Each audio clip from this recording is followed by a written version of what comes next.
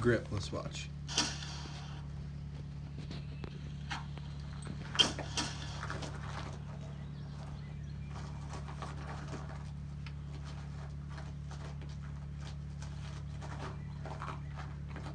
Okay, first thing I see with your grip is I can see both knuckles on your firing thumb.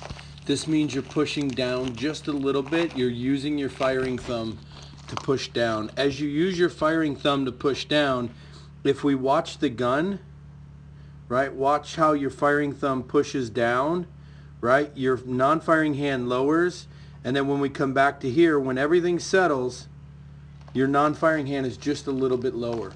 You have to occasionally re-grip. Not all the time, but you got to re-grip. It used to be a big problem. Yeah. Doing every shot.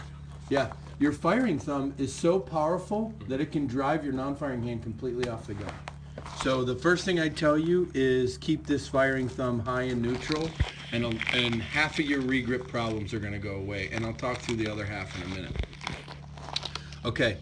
Next thing is... that's the first thing I see. Now I'm going to go down a list of stuff to watch. Firing wrist. Let me put the brass back in. Firing wrist breaks a little bit.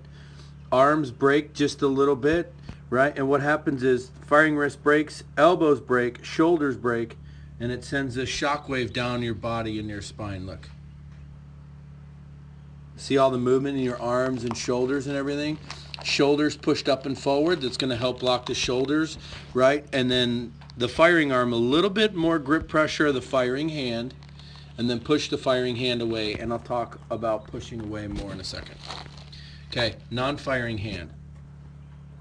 If I draw a line from your shoulder to your thumb knuckle, see this gap in here? We need to get rid of that gap. How we get rid of that gap is rotating the firing thumb towards the target, and watch. You're kind of like this, meaning there's a gap in there, right? And then what I want you to do is this, so the arm is completely straight. So just rotate that hand a little bit more. Okay, that's going to overextend and completely lock your firing wrist, or excuse me, your non-firing wrist, right? Because if I mark your non-firing wrist, you can see it breaks just a little bit. See how it breaks? So rotate that thumb up and forward. Okay, next thing we're going to do, let me clear that, is we're going to look at the trigger guard, where the trigger guard meets the non-firing hand. Okay, see how the trigger guard pulls away from the non-firing hand?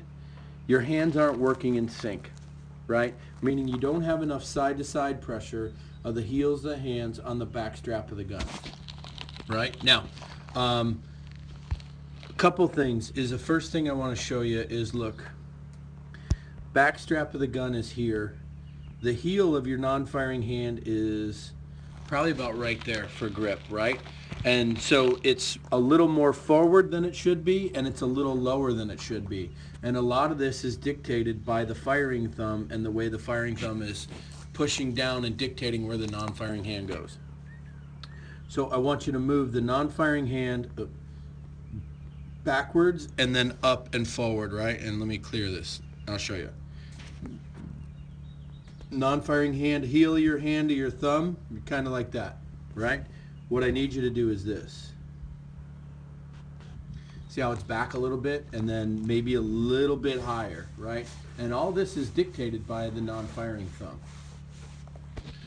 Okay, let's clear this.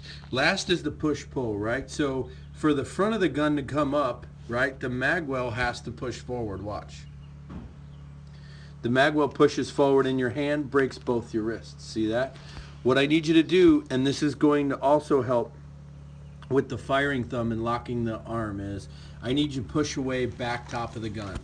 Push away with the firing hand as hard as you can, right? And what I need, next thing I need you to do is pull with the non-firing hand, but really I'm getting you to lock your hands together. Your hands, because you have to regrip, your non-firing hand slips off the front. Your hands are the same length. How can the non-firing hand end up in front of the firing hand if they're the same length? What you need to do is push-pull. So you need to push your firing hand into the non-firing hand and pull with your non-firing hand. This way your hands can never separate on the gun, right? And this will solve the other half of the regrip problem. So push-pull is going to lock your arms up so your arms don't move. It's going to lock the gun in place.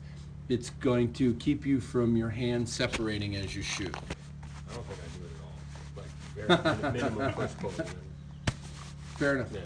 And then when we go to up to the line, I'll show you how to do this better. Any questions about grip?